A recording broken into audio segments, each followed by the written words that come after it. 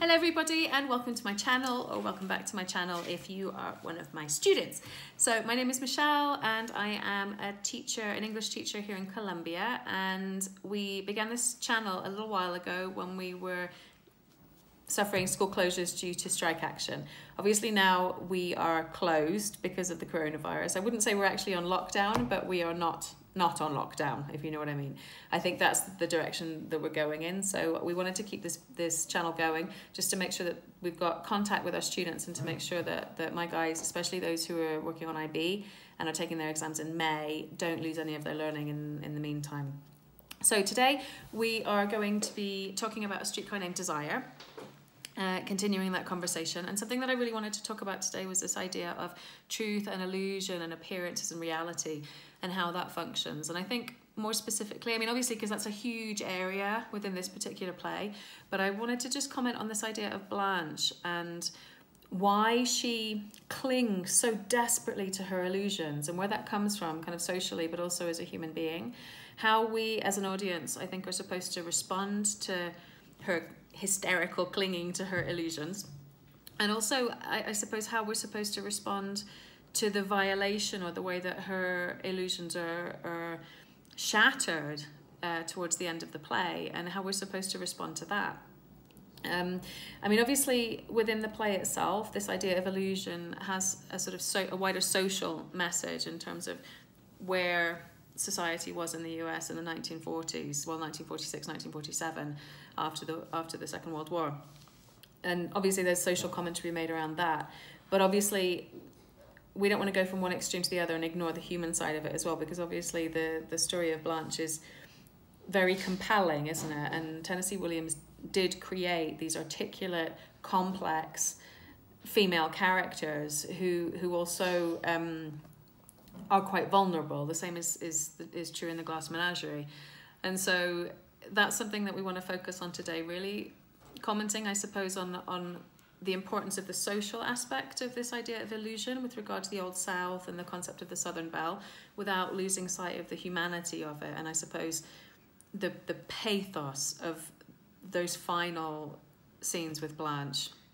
And so obviously we have Blanche, who is scrabbling for survival, and her survival really exists in her ability to maintain her illusion. And that's something that's quite compelling, I think, why that illusion is so important to her and where it perhaps comes from. And why is it that she can't evolve? I mean, we actually have a lot of Blanche stuck in her own personal interpretations of gender roles and her own personal interpretation of superiority, inferiority, her own interpretation of masculinity and femininity, and her own interpretation of what it means what supremacy and subordination are. What does it mean to be in control? What does it mean to be subordinate to somebody else? And how has that shifted, I suppose, from her conceptualization of the world, coming from this kind of genteel Old South that you could argue in fact was an illusion in itself, reinvented after the Civil War in the US, and why it's so hard for her to adapt inside this new frame that the play is portraying, and how that actually to a certain degree you could represent that as her fatal flaw, this idea of not being able to adapt to a new world. Why is it that she has this need to be validated through attention? Why is it she, I suppose, needs to exploit sexual attraction yet remain chaste, and sort of balance on this tightrope between two extremes, and I suppose the cost that exacts on her psyche. So I mean, I think we need to have a think about this idea of the South and what a Southern Belle actually was, and why the sort of hysterical clinging to that is such an important part of Blanche's character, and the illusion of that. I mean, when we think about this idea of the Southern Belle, we have this idea of somebody who sort of came out into society when they were maybe 16 or 17 years old, and they were expected to get married around about 19. If they weren't married by 19, they were left on the shelf. And there's a sort of a caricature of that within Blanche's identity, isn't there? She's 30, which by no means is old, but in comparison to having your life organized and sorted and being married and sort of having this I suppose dream existence that was representative of the Old South. She is quite far beyond what was portrayed as the stereotypical limit, and so you can sort of see her scrabbling back time, can't you?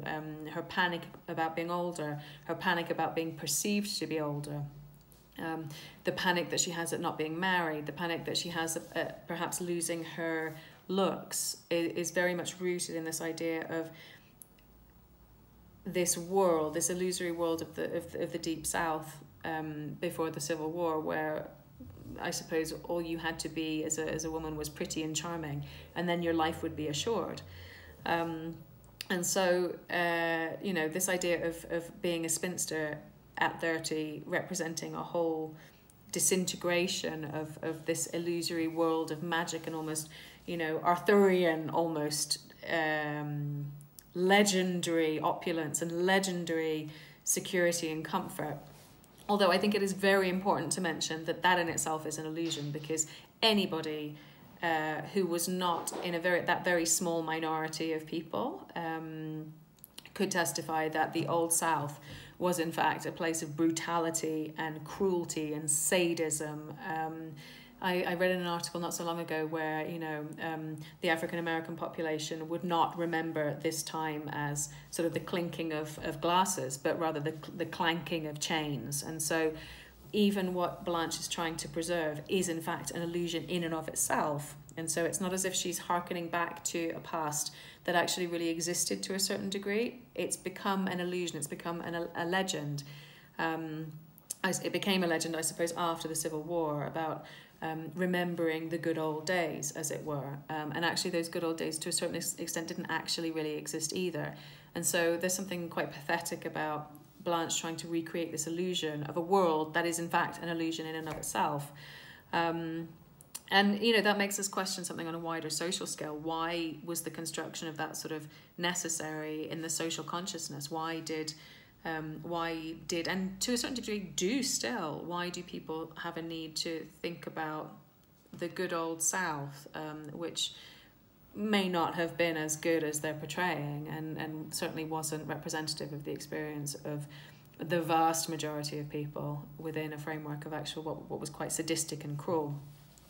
So what is it about culture that needs to remember that in that way?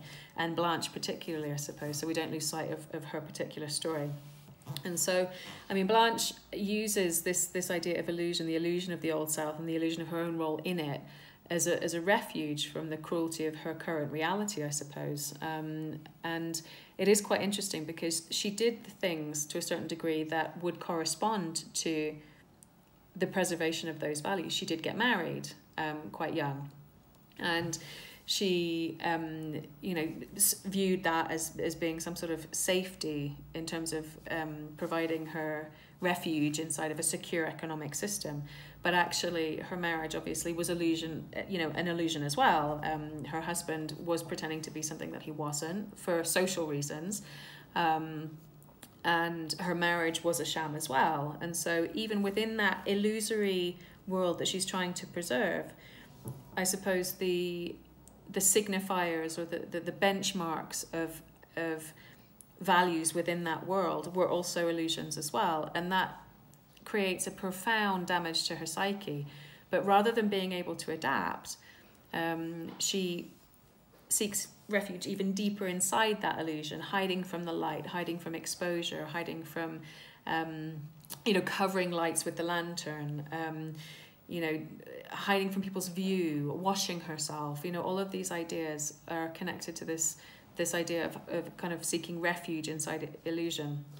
And it's really interesting because when you compare that to Stella's marriage and Stella's husband, there is no illusion there. Stella's very real about what happens in her marriage until the end of the play, where she doesn't actually have to face what Stanley is capable of doing. She prefers to consider this as part of Blanche's construction rather than actually thinking about having to face the reality of Stanley and what he's capable of doing.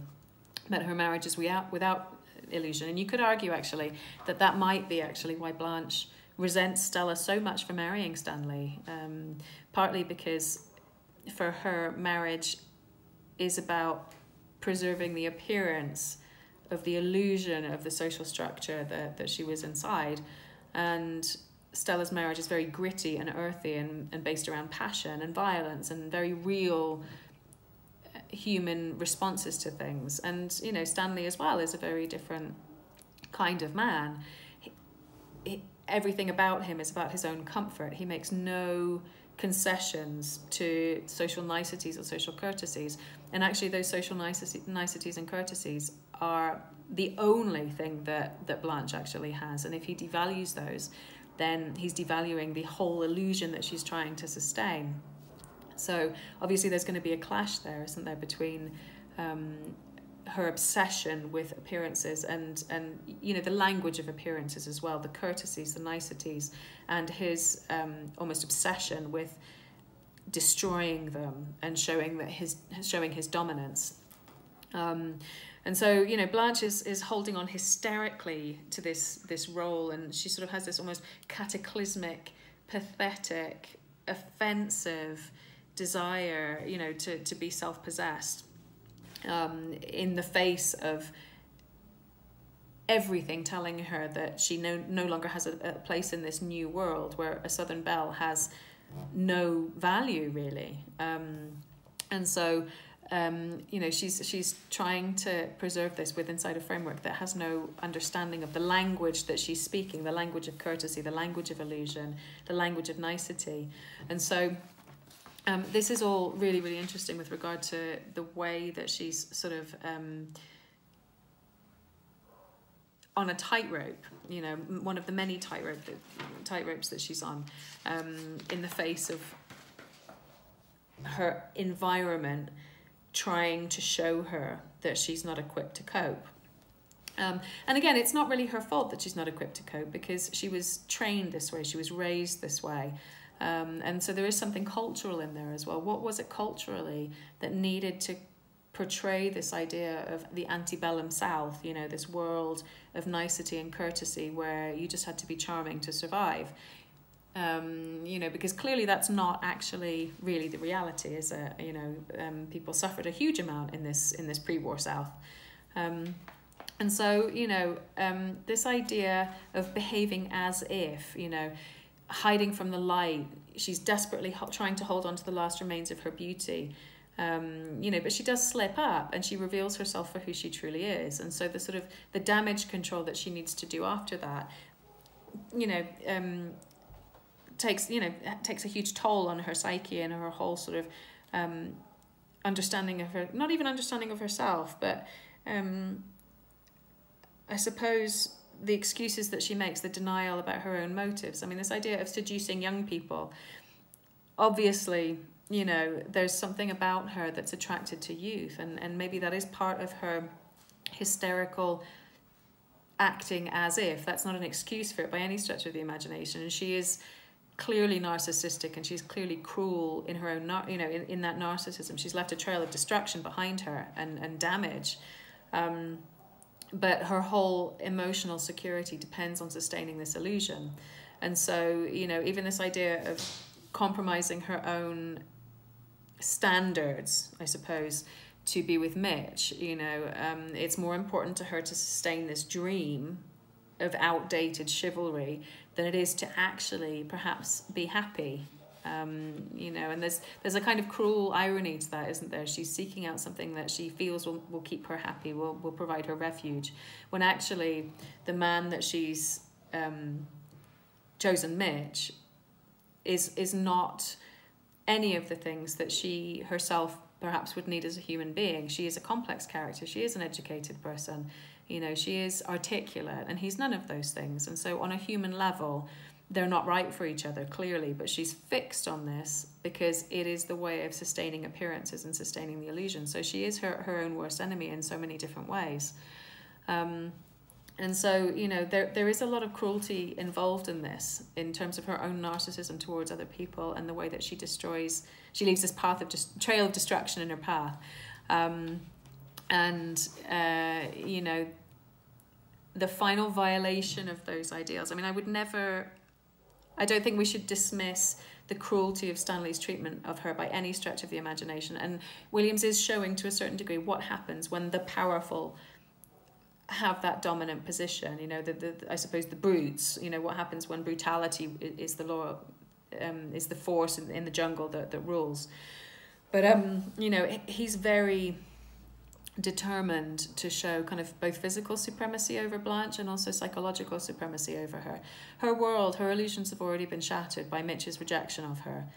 You know, she's already fragile. And then Stanley takes it one step further, you know, in order to truly shatter every illusion that she has about her place in the world, about her own superiority, about her own values, all of these different things. And so even though she's not necessarily an attractive character, there is something very sadistic about his need to do that as well.